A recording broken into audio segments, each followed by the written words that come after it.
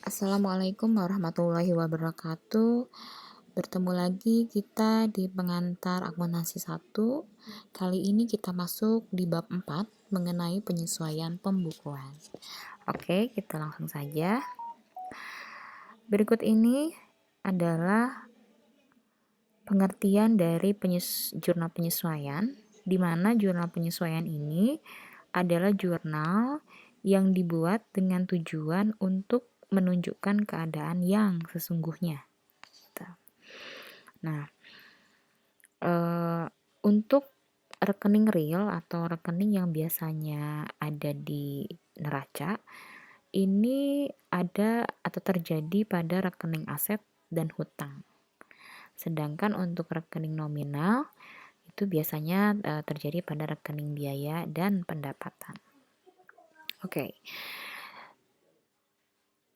Saya akan jelaskan terlebih dahulu bahwa jurnal penyesuaian ini telah dibagi atau bisa kita kelompokkan ke dalam 7 pos, gitu ya, di mana pos-pos ini adalah pos yang harus dilakukan penyesuaian, gitu ya, atau dibuatkan jurnal penyesuaiannya.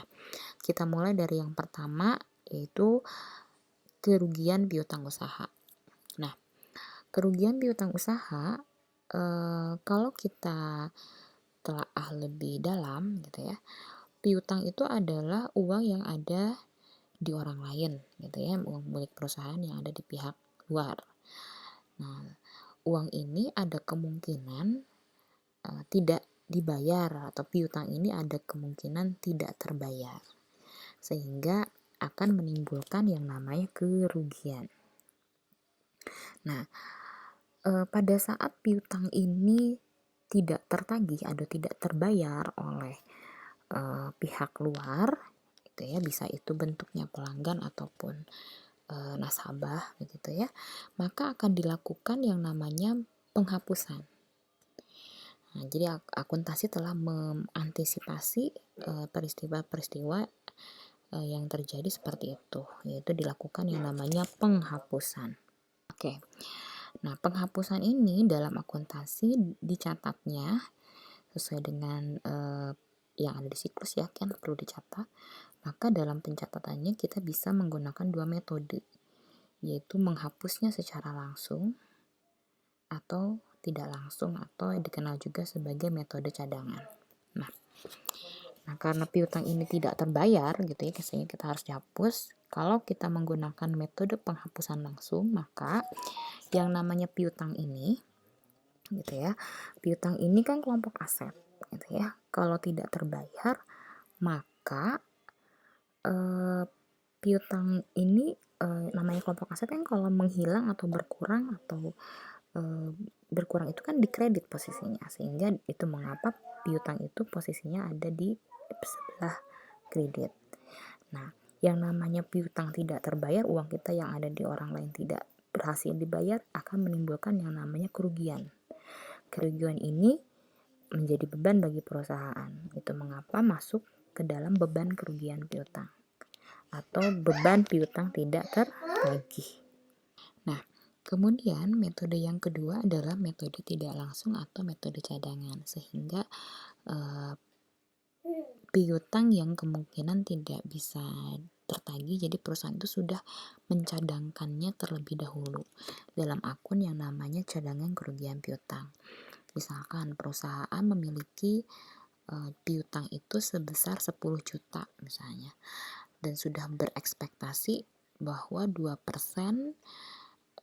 atau 20% lah ya, 20% dari piutang yang ada di perusahaan tersebut itu kemungkinan tidak terbayar, maka cadangannya sebesar 2 juta. Nah, ini akunnya namanya cadangan kerugian piutang. Nah, jadi dicadangkan dulu 2 juta, maka debitnya adalah beban kerugian piutang. Nah, ketika ternyata pada hari H-nya ditemukanlah nasabah ataupun pelanggan yang tidak berhasil memenuhi kewajibannya kepada perusahaan kita, maka barulah si piutang tadi dihapus gitu ya. Nah, ini kan sama ya, piutang itu kalau dihapus karena kelompok aset maka posisinya ada di kredit dan diambil dari akun atau pos yang namanya cadangan kerugian piutang. Demikian. Nah, ini contohnya kita bisa atau kita akan mencoba membandingkan antara metode langsung dan metode cadangan atau metode tidak langsung. Nah, ini tanggal kita lihat pada tabel di atas ini. Diketahui bahwa tanggal 31 Desember misalnya tahun 2003, taksiran kerugian piutang ditaksir sebesar 5% dari saldo piutang.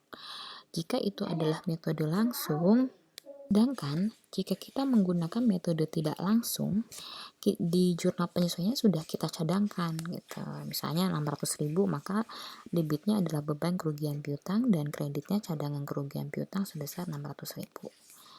Nah, berjalanlah waktu, tibalah di tanggal 21 Maret misalnya tahun 2004. Nah, ada debitur yang tidak dapat membayar karena jatuh pailit atau bangkrut sebesar 500.000. Nah, jika kita menggunakan metode langsung, maka kita langsung menghapusnya. Ini terlihat dengan ketika piutang itu posisinya ada di debit. Nah, ada di kredit dan bebannya di debit. Nah, jika itu metode langsung, untuk menghapusnya itu kita ambil dari rekening yang namanya cadangan. Barulah dihapus. Jadi kalau menggunakan metode langsung terlihat ya, cadangan berada posisinya di debit dan piutang usaha posisinya di kredit. Nah, kemudian pos yang kedua yang perlu kita buatkan jurnal penyesuaiannya adalah persediaan barang dagangan. Nah, tapi untuk kali ini saya skip dulu gitu ya. Kenapa? Karena kita sebelum UTS itu adalah topik bahasannya adalah mengenai perusahaan jasa ya. Oke, tapi ini adalah masuk ke dalam pos atau rekening yang perlu dibuatkan jurnal penyesuaiannya. Baik, berikutnya adalah biaya-biaya yang dibayar di muka atau prepaid expenses ya. Nah, atau sering kita kena atau DP gitu, kita DP duluan gitu, bayar di awal. Nah, untuk akun seperti ini ada dua cara pencatatannya. Bisa kita catat sebagai aset ini atau kita catat sebagai biaya. Nah, kalau dicatat sebagai aset, maka akunnya misalkan itu adalah asuransi yang kita bayar di muka, maka akun yang kita gunakan asuransi dibayar di muka. Jika itu iklan, maka iklan dibayar di muka dan seterusnya. Sedangkan jika itu dicatat sebagai biaya, maka kita gunakan akun yang namanya beban asuransi. Jika itu iklan, maka namanya beban iklan dan seterusnya. Saya masuk ke contoh di sini. Misalkan pada tanggal 1 November 2005 dibayar biaya polis asuransi untuk 12 bulan sebesar 1.200.000. Nah, diminta buatlah jurnal baik menggunakan pendekatan neraca. Ini maka tadi dicatat sebagai aset maupun pendekatan laba rugi yang tadi dicatat sebagai biaya. Saat yang diminta jurnal saat pembayaran asuransi penyesuaian awal periode berikutnya. Nah, sebenarnya untuk jurnal penyesuaian maka kita lihat itu di tanggal 31-nya. Sedangkan yang tanggal ini saat pembayaran adalah jurnal umumnya. Jadi ini tanggal 1 bulan 11 ini adalah jurnal umumnya, yang tanggal 31 jurnal penyesuaiannya, dan yang kolom berikutnya adalah pada saat awal periode berikutnya atau jurnal pembalik. Nah, di sini akan kelihatan perbedaannya gitu ya. Jika dicatat sebagai aset, maka akun yang kita gunakan adalah asuransi dibayar di muka. Ketika kita membayarnya, maka uang kas keluar. Gitu ya, besarnya 1.200.000. Sedangkan kalau kita catat sebagai biaya, maka yang digunakan akunnya adalah beban asuransi. Gitu ya. Sedangkan kasnya 1.200.000. Nah, sekarang tibalah kita harus membuat jurnal penyesuaian, gitu ya. Nah, jurnal penyesuaian ini kalau kita menggunakan dicatat sebagai aset, maka asuransi dibayar di bukanya ini akan pindah ke kredit. Sedangkan debitnya adalah beban asuransi karena sudah dianggap sebagai beban. Nah, yang sudah dianggap sebagai beban itu yang mana adalah yang sudah terpakai. Ya, bagaimana cara menghitungnya? Dari mulai saat terjadinya transaksi, yaitu tanggal 1 bulan 11, kita tarik ke tanggal 31 bulan 12. Berarti itu ada 2 bulan. Itu mengapa 2 bulan? Nah, per 12 bulan. Mengapa kok per 12 bulan? Karena ini dibayar untuk 12 bulan atau 1 tahun. Kalau misalnya diganti contohnya itu adalah untuk 2 tahun, maka bukan per 12 melainkan per 24 bulan. Dan seterusnya, jadi disesuaikan. Dikalikan 1.200.000 dapatlah 200.000. Nah, sedangkan dicatat sebagai biaya, maka beban asuransi ini posisinya di kredit. Nah, dan debitnya adalah asuransi dibayar di muka. Mengapa 1 juta? Yaitu sisa dari asuransi dibayar di muka yang masih belum terpakai. Nah, kalau misalnya terpakai baru 2 bulan dari 12 bulan, maka sisanya 10 bulan, maka 10 per 12 bulan kali 1.200.000 dapatlah 1 juta. Nah, seperti itu. Nah, berikutnya adalah awal periode berikutnya, jurnal pembalik. Pembalik memang biasanya dilakukan pada awal periode, gitu ya, tanggal 1 bulan 1. Nah, jika kita menggunakan pencatatan sebagai aset, maka tidak perlu membuat jurnal pembalik karena tidak ada. Sedangkan untuk jurnal atau dicatat sebagai biaya, kita namanya jurnal pembalik, jadi tinggal dibalik saja. Yang tadi posisinya ada di debit pindah ke kredit, dan yang tadinya ada di kredit pindah ke debit. Nominalnya tetap sama. Begitu. Oke. Nah, sekarang adalah 4 pendapatan diterima di muka. Gitu ya. Nah, untuk pendapatan diterima di muka, jadi kebalikan dari yang dibayar di muka, gitu ya.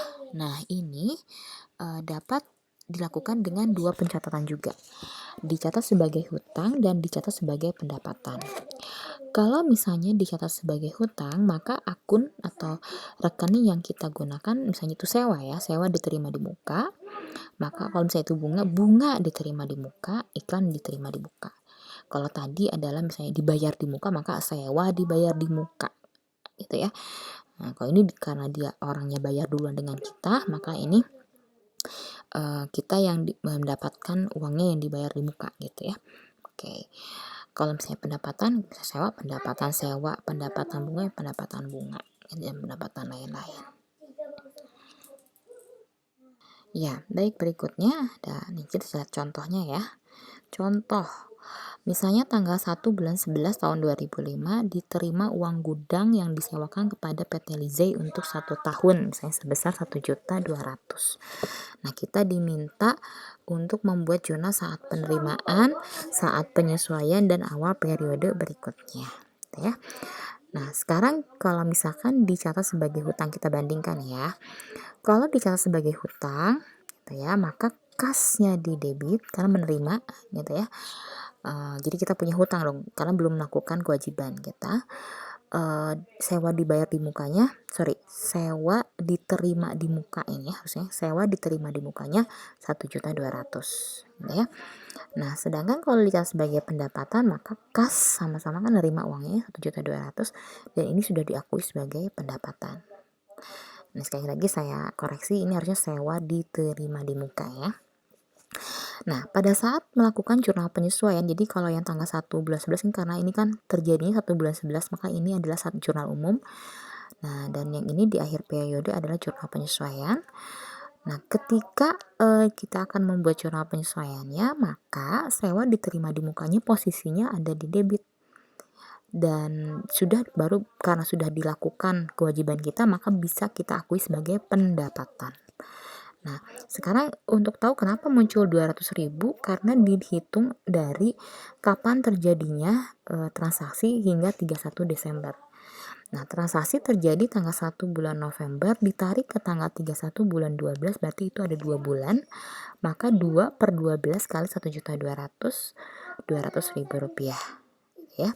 Sedangkan kalau dicatat sebagai pendapatan, maka pendapatan sewa di sini di debit dan sewa diterima di mukanya di kredit. Nominalnya dari mana 1 juta? Yang belum bisa kita akui, yang kita punya hutang di orang lain, masih ada berapa? 1 juta lagi, gitu ya. Nah, jadi karena sudah baru terpakai 2 bulan, ini pendapatan yang bisa kita terima diakui, maka 10 bulannya adalah masih kita punya hutang di orang lain karena belum memenuhi kewajiban kita. Nah, ini per 12 karena untuk 1 tahun ya. 12 kali 1.200.000 maka dapat 1 juta. Nah, untuk jurnal pembalik atau awal periode berikutnya, itu kalau kita dicatat sebagai hutang atau dengan pendekatan neraca, maka tidak perlu dilakukan jurnal pembalik. Sedangkan untuk pendekatan laba rugi, maka perlu dilakukan jurnal pembalik. Karena balik, jadi maksudnya atau maknanya adalah yang tadinya di debit pindah ke kredit, yang tadinya di kredit pindah ke debit. Nah, demikian. Nah, kalau saya kasih contoh ya antara agar memudahkan kita membedakan antara pendapatan diterima di muka dengan beban-beban yang biaya-biaya yang dibayar di muka. Misalnya kalau kita adalah anak kos, maka biaya dibayar di muka, sedangkan ibu kosnya adalah pendapatan diterima di muka, itu untuk akuntansinya. Maknanya seperti kalau dianalogikan ya. Oke, mungkin sekian dulu penjelasan dari saya. Sisanya untuk slide berikutnya akan saya sampaikan pada pertemuan berikutnya. Terima kasih atas perhatiannya. Assalamualaikum warahmatullahi wabarakatuh.